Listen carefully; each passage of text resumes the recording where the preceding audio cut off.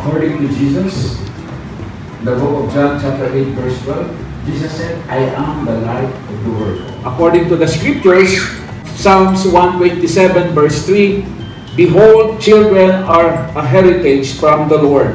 The fruit of the womb is a reward.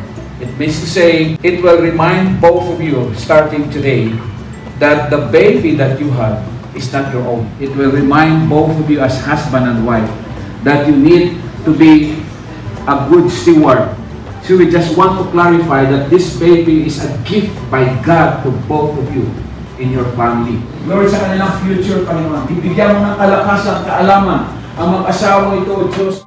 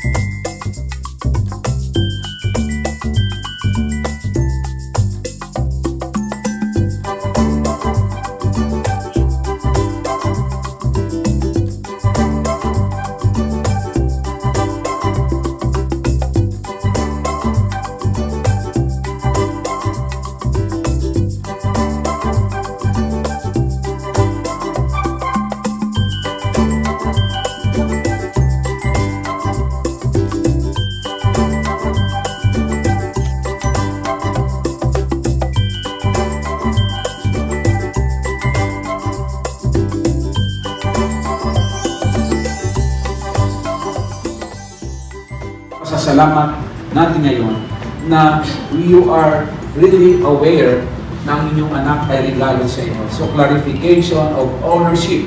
Number 2, this is also a clarification of your commitment to God, to this child. No? May commitment kayo ngayon sa Panginoon na yung ipinagkatiwala sa inyo, unang-una, dapat magiging mabuting katiwala kayo.